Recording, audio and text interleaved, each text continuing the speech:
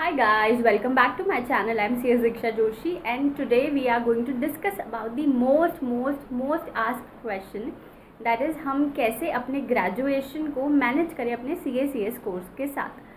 So in this video we will be talking about everything. आप लोगों के कई सारे questions होते हैं, आप लोग मुझसे आए दिन कई सारे questions पूछते हैं कि क्या मैं रेगुलर कॉलेज जाती थी, क्या मैं रोज़ पढ़ाई करती थी, मैं एग्ज़ाम्स कैसे मैनेज करती थी and a lot of things related to this particular topic. तो आज हम वही सारी चीज़ें डिस्कस करने वाले हैं. So please watch this video till and.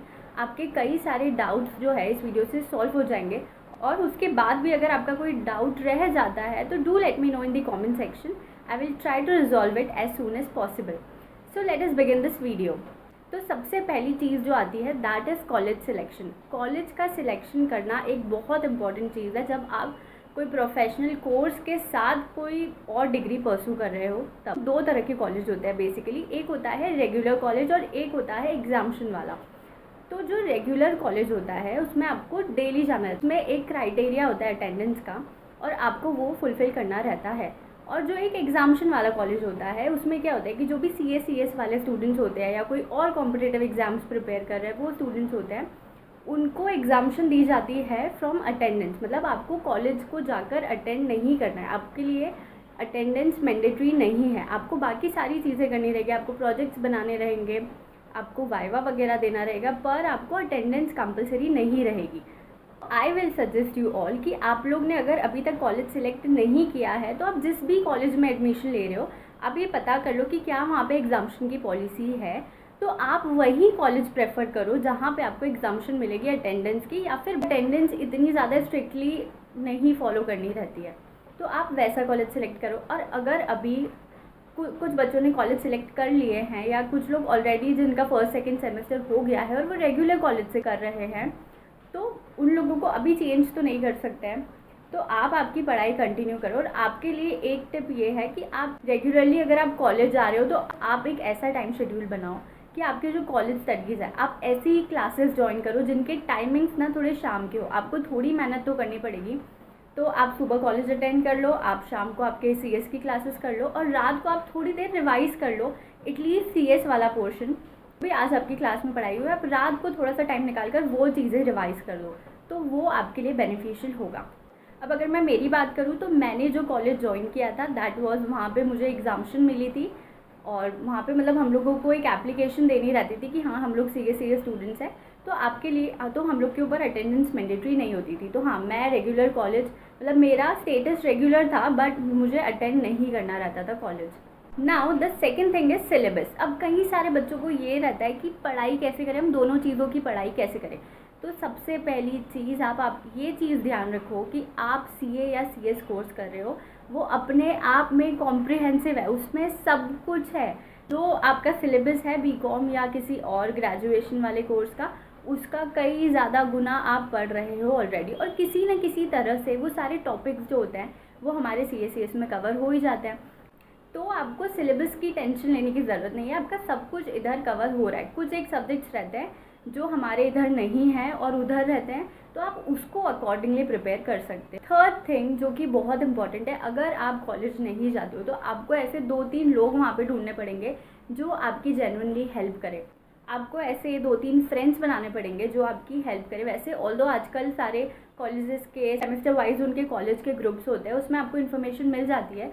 फिर भी आप 2-3 लोगों से कनेक्टेड रहो ताकि आपको वो अपडेट्स देते रहे कि अभी कॉलेज में क्या चल रहा है, कब वाइवा है, कब क्या है, कब कौन सा प्रोजेक्ट देना है. प्लस कई बार कॉलेज वाले ना कई सारे नोट्स वगैरह प्रोवाइड करते हैं तो वो आपको उनसे मिल सकते हैं कि अगर आपको इन केस लग रहा है कोई सब्जेक्ट में डिफ़िकल्टी है तो आप वो उनसे कोऑर्डिनेट करके ले सकते हो. कई बार इंपॉर्टेंट क्वेश्चंस भी बताते हैं तो वो भी आप उन लोगों से ले सकते हो. तो वो मतलब आपको 2-3 लोगों से सच में कॉन्टैक्ट में रहना पड़ेगा और वो भी ऐसे वाले जो सचमुच आपकी हेल्प करे. आपको उनको क्लियर रखना पड़ेगा that we are doing this in this, तो हम लोग नहीं आते हैं कॉलेज तो आप मुझे प्लीज़ बता दीजिएगा. फोर्थ थिंग है अभी एग्ज़ाम कैसे देंगे. तो एग्ज़ाम कैसे देंगे, वैसे तो दोनों की एग्ज़ाम क्लैश कभी नहीं होती है, मतलब सेम डे पे दोनों के पेपर नहीं होते हैं, आगे पीछे ही होती है हमेशा एग्ज़ाम्स. तो जैसे अभी हमारे CS है तो CS में तो बैक टू बैक पेपर्स होते हैं, आपको बीच में कोई गैप नहीं होती है. पर BCom के अंदर या BBA के अंदर आपको बीच में प्रिपरेशन लीव्स मिलती है तो आप उस टाइम पे थोड़ा बहुत रिवाइज़ कर सकते हो. सिलेबस वही है, सिलेबस वैसा ही है, मतलब बीकॉम में you can write a lot, CS में हमको टू दी पॉइंट लिखना होता है, टू दी पॉइंट चीज़ें करनी होती है, और थोड़ा पेपर का पैटर्न अलग होता है, वहाँ पे पेपर का पैटर्न बहुत ईजी होता है। तो आपको क्या करना है कि जो मतलब हम लोग कैसे पढ़ते थे, उसकी एक सीरीज़ आती थी, वो कॉलेज वाले बच्चों से पूछ लेना कि कौन सी सीरीज़ आप लोग देख रहे हो, तो वो वाली सीरीज़ हम लोग एक दिन पहले एग्ज़ाम के वो खोल के देख लेते थे। टॉपिक्स वही, आपको आंसर बैठ के याद नहीं करना है, टॉपिक देख लो कि क्या क्या चीज़ें हैं और वो आपके यहाँ पे है, तो चाहे तो आप अपने खुद के नोट्स, सीएस के नोट्स से भी उसको रिवाइज़ कर सकते हो। बस आपको टॉपिक के बारे में पता होना चाहिए, तो आप चीज़ों को रिवाइज़ कर लो बिफोर द एग्ज़ाम्स कि हाँ ये चीज़ें हैं, तो उसके अकॉर्डिंगली आप पेपर दो। पेपर के अंदर क्या होता है कि जो भी हमारी एक कॉलेज के एग्ज़ाम्स होती है उसमें आप मन से भी लिख सकते हो, मतलब उसमें आप बढ़ा चढ़ा के लिख सकते हो, तो वो एक प्लस पॉइंट है कि आपको जितना ज्ञान है उस टॉपिक के बारे में वो सारा कुछ लिख दो, तो you can easily clear it. और जिन बच्चों का किसी अच्छे कॉलेज में एडमिशन हो गया है, मतलब जो सच में एक अच्छा कॉलेज है जहाँ पे आपको अटेंडेंस वगैरह सब कुछ है, मतलब आपको कॉलेज लाइफ भी इंजॉय करने को मिलेगी, तो आप अगर सीएस भी कर रहे हो ना तो you can do one thing, यहाँ पे भी आपको बहुत सारी स्किल्स सीखने को मिलेगी। When you go to college आप बहुत सारे लोगों से मिलते हो, बहुत सारी चीज़ें होती है, तो वो आपकी पर्सनैलिटी ग्रूम करने में काफ़ी हेल्प करती है। अगर आप में कैपेसिटी है तब तो आप दोनों ग्रुप की प्रिपरेशन, तीनों ग्रुप की प्रिपरेशन कर सकते हो, या फिर आप सीएस के एक एक ग्रुप करके भी दे सकते हो, उसमें कोई प्रॉब्लम नहीं है, आप दे सकते हो। मतलब जितना आपसे मैनेज हो आप उतना करो, बस यहाँ पे टेंशन नहीं लेना है, आराम से करना है, सब कुछ हो जाएगा। In case if you have any other doubt, you can let me know in the comment section. I'm always here to help you. Bye bye, take care.